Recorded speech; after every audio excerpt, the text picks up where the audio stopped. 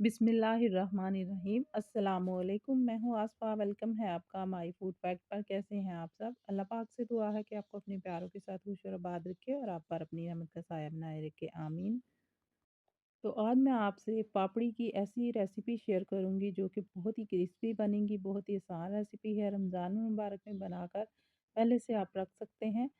तो कुछ टिप्स और कुछ ट्रिक्स बताऊँगी ताकि आपकी पापड़ी जो है ना वो बहुत ही क्रिस्पी सी बने। तो सबसे पहले हमने ले लिया है मैदा, 2 कप मैंने मैदा लिया है। आप इसको बनाकर सेव भी कर सकते हैं, तो बिल्कुल भी ख़राब नहीं होंगी। कैसे ये क्रिस्पी होंगी, तो वो पूरी टिप्स बताऊँगी। यहाँ पर मैंने मैदे में थोड़ा-सा भुना हुआ ज़ीरा दरदरा सा पीस कर डाल दिया है और थोड़ी-सी भुनी हुई अजवाइन डाल दी है और 1 टीस्पून के करीब नमक डाल दिया है और 2 टेबलस्पून यहाँ पर मैंने ले लिया है घी। अगर आपके पास घी ना हो तो आप ऑयल ले सकते हैं।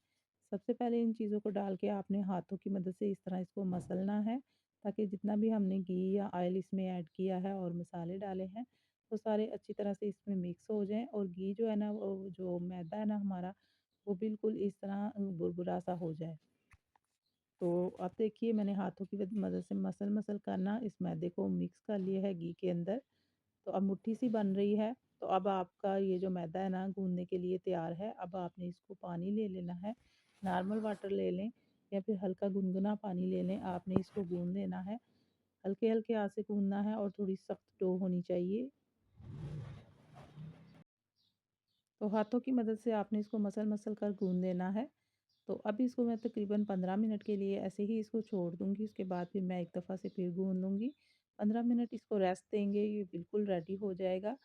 तो इस तरह से आपने इसकी डो बना के थोड़ी देर के लिए छोड़ देनी है। ढक के मैं इसको रख दूँगी, उसके बाद फिर मैं आगे आपको बाकी का प्रोसीजर बताती हूँ और इसको फ्राई कैसे करना है वो भी तरीका आपने देखना है ज़रूर, ताकि आपकी जो पापड़ी है ना वो बहुत ही अच्छी सारी क्रिस्पी पापड़ी बने। तो बहुत सारी रेसिपीज़ बनती हैं रमज़ान में, लेकिन कुछ रेसिपीज़ ऐसी होती हैं जो पहले से बनाकर तैयार करके रख लेते हैं, तो रमज़ान जो है ना वो आसानी से गुज़र जाता है। तो ये देखिए 15 मिनट के लिए मैंने इसको रेस्ट पे रख दिया था। जो हमारी डो है वो बिल्कुल परफेक्ट हो चुकी है। 1 से 2 बार मैंने हाथों की मदद से इसको मसल लिया है। अब इसके 2 तरीके हैं, या तो फिर आप एक बड़ी-सी रोटी बना लें, उसको किसी कटर से आप पापड़ी कट करके तो एक ही दफ़ा में सारी पापड़ियाँ आप रेडी कर सकती हैं।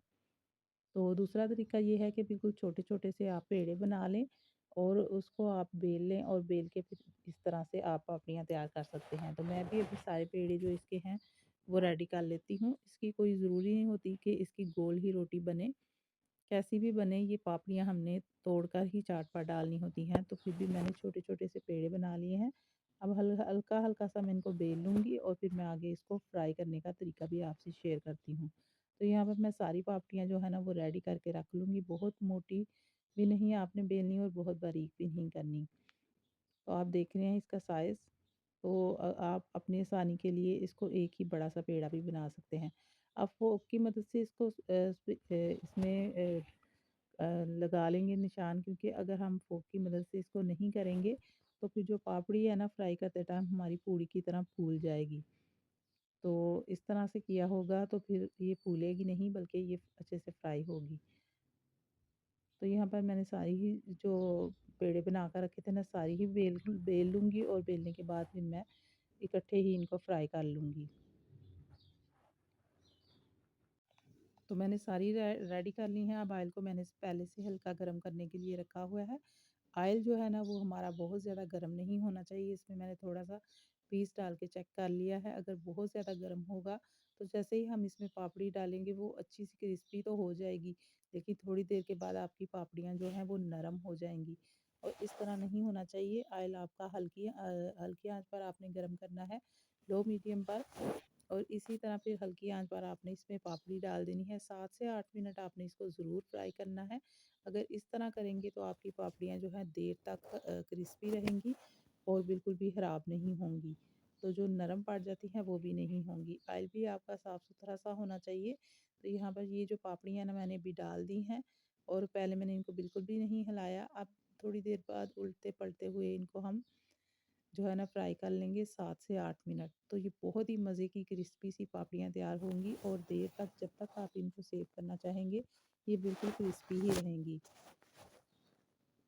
तो 7 से 8 मिनट लाज़मी लगने चाहिए इनको फ्राई करने में। क्योंकि अगर आपकी आँच तेज़ होगी तो ये बहुत ही जल्दी से ऊपर से कलर आ जाएगा और फिर थोड़ी देर के बाद फ्राई करने के बाद ये सॉफ्ट हो जाएंगी। अब इस तरह का गोल्डन सा कलर आने पर आप इसको निकाल दीजिएगा और आप देख रहे हैं कि अभी से ये क्रिस्पी लग रही हैं।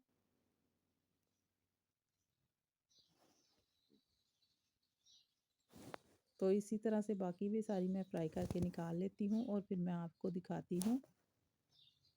ये देखिए, बर्तन अगर आपका बड़ा होगा तो आप इसमें एक साथ ज़्यादा भी फ्राई कर सकते हैं, लेकिन टाइम आपने इनको उतना ही देना है, 7 से 8 मिनट। 7 से 8 मिनट की हुई पापड़ी जो फ्राई है ना, वो बिल्कुल भी ख़राब नहीं होती, सॉफ्ट नहीं होती। और इस तरह आपने किसी जाली वाले बर्तन में रखना है ताकि इनको हवा लगती रहे और ये क्रिस्पी रहें। उसके बाद आप इनको आराम से सेव करके रख सकते हैं। तो सारी ही इसी तरह से मैंने फ्राई कर ली हैं और फिर मैं आपको इनको चेक करवाती हूँ।